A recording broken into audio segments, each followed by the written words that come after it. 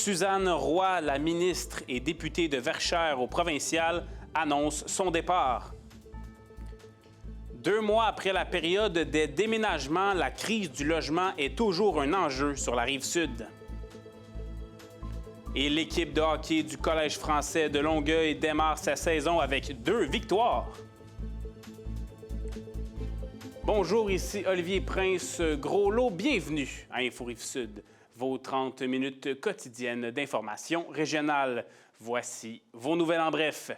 Le parti politique municipal Agora Longueuil a été officiellement autorisé par le registre des entités politiques autorisées du Québec. C'est ce qu'a annoncé le chef et fondateur du parti, Sacha Parisella, vendredi dernier, par voie de communiqué. Celui-ci invite désormais les citoyennes et citoyens à se joindre au mouvement. Rappelons que M. Parisella est un aspirant candidat à la mairie de Longueuil. Il tentera de défier Catherine Fournier. Dans son communiqué, il réitère la volonté principale d'Agora Longueuil qui est de remettre la démocratie municipale entre les mains de la population. Agora Longueuil se définit ainsi comme une alternative aux pratiques politiques traditionnelles.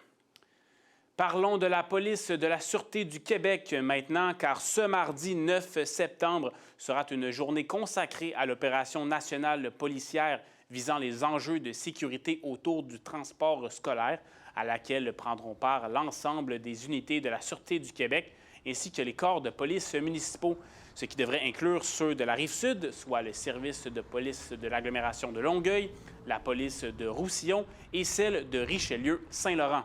Cette opération se déroulera de 7h à 17h mardi et sera reportée au 11 septembre en cas de conditions climatiques non favorables. Dans le cadre de cette opération, des interventions seront réalisées dans l'objectif d'assurer la sécurité des élèves dans leur déplacement entre l'arrêt d'autobus et leur résidence, à l'embarquement, au débarquement et pendant le trajet en autobus. Une attention particulière sera également portée aux jeunes marcheurs des écoles primaires. Entre les périodes de déplacement accrues en zone scolaire, les policiers interviendront également auprès des conducteurs qui ont des comportements qui mettent à risque leur sécurité et celle des autres usagers du réseau routier. Les excès de vitesse, la distraction et le non-port de la ceinture de sécurité sont également des comportements qui seront ciblés, selon ce que rapporte un communiqué de la police de Richelieu-Saint-Laurent. Un peu de hockey maintenant. L'équipe de hockey du Collège français de Longueuil a commencé sa saison régulière en force avec 2 victoires en fin de semaine. Vendredi, ils ont vaincu leurs grands rivaux, les Braves de Valleyfield, par la marque de 5-4. Une belle revanche pour le CF qui a perdu la finale de l'an dernier face aux Braves. C'était aussi une première victoire pour le nouvel entraîneur-chef Jonathan Castonguay qui a plus battu son ancienne équipe. Samedi, les Longueuillois ont recruté une 2e victoire face à l'Everest de la Côte-du-Sud, cette fois par un pointage de 4-1. Ces 2 bonnes performances viennent après que l'équipe ait dévoilé son nouvel alignement jeudi soir dernier. Gabriel L'Étoile a été nommé capitaine de la formation pour la saison. Adam Lemay, Émile Dubois, Mathias Loisel et Mathieu Derome seront ses assistants. Et finalement, les gouvernements au fédéral et au provincial, avec la Société d'habitation du Québec, ont annoncé le lancement d'un nouvel appel de projets qui souhaite appuyer financièrement la construction rapide de 225 logements hautement préfabriqués partout à travers la province, dont la Rive-Sud, qui est toujours touchée par la crise du logement. Ces nouvelles habitations seraient destinées à des familles, des personnes seules et des personnes âgées à revenus faibles et devraient être réalisées en 2026.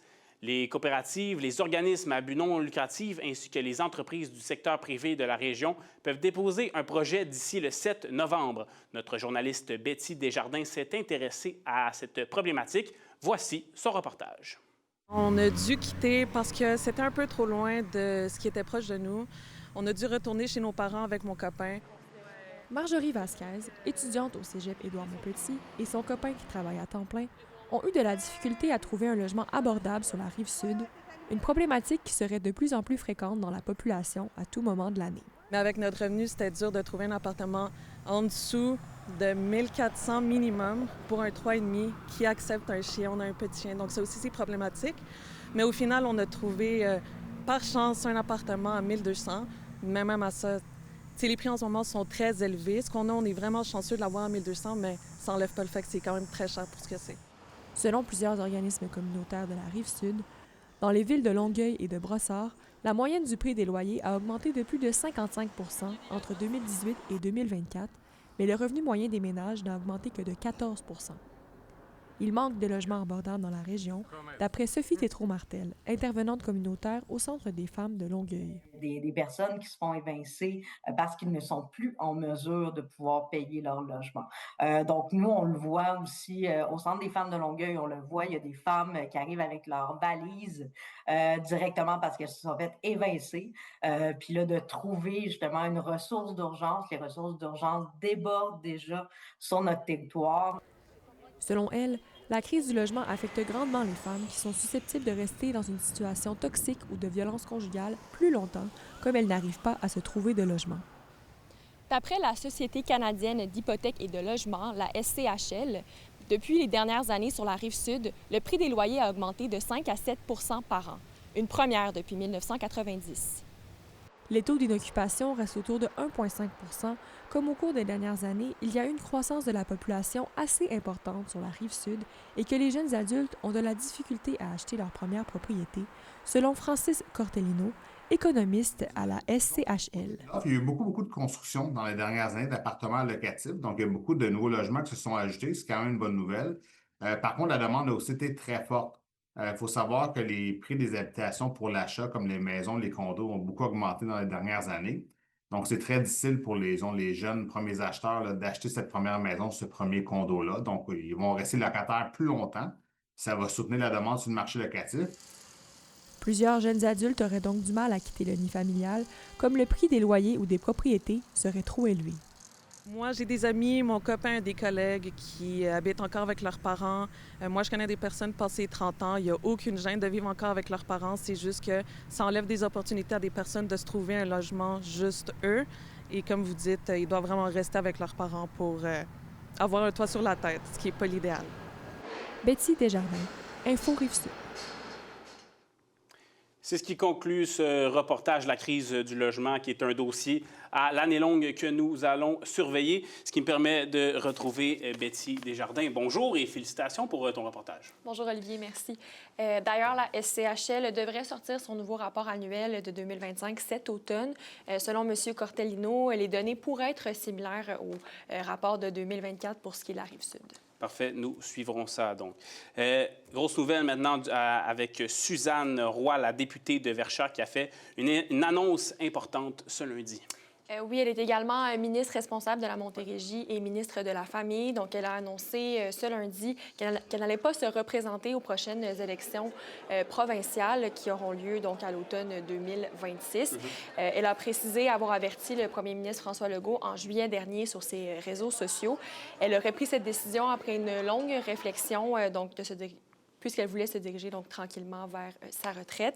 Madame Roy n'est pas la seule à avoir pris la décision de quitter justement donc aux prochaines élections. C'est également le cas du ministre de l'Agriculture, des Pêcheries et de l'Alimentation, qui est aussi donc le député de la circonscription de Johnson, Monsieur André Lamontagne. Donc celui-ci occupait ce poste depuis près de 7 ans.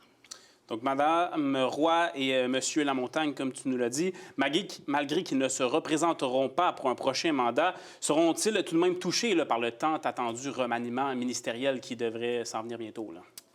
Selon les informations de Radio-Canada, les deux députés en question donc, devraient céder leur place autour de la table pour permettre à des nouvelles personnes de pouvoir y assister.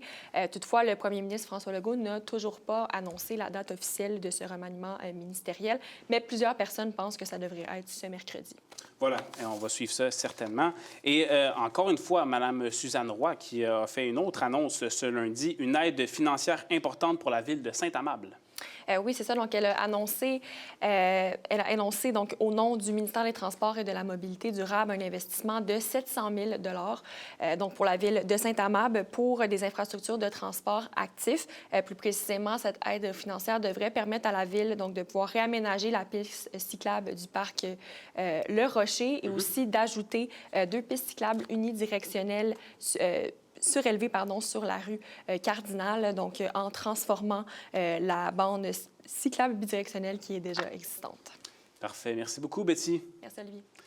Et après la pause, on parle d'une démarche participative pour la mobilité durable à Longueuil. Restez là.